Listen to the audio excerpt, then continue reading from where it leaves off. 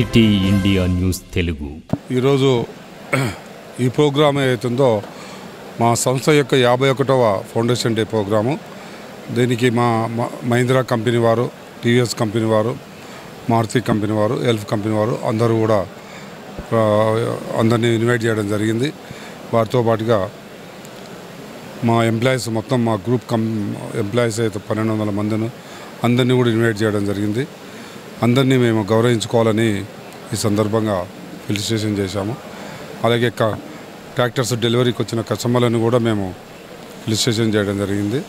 ముఖ్యంగా 1984లో నేను డీలర్షిప్ తీసుకున్న తర్వాత నేను డెలివరీ ఇచ్చిన ట్రాక్టర్లు 40,000 కంప్లీట్ అయినందువల్ల 40,000 ట్రాక్టర్స్ డెలివరీ కూడా ఈరోజు ఇవ్వడం జరిగింది.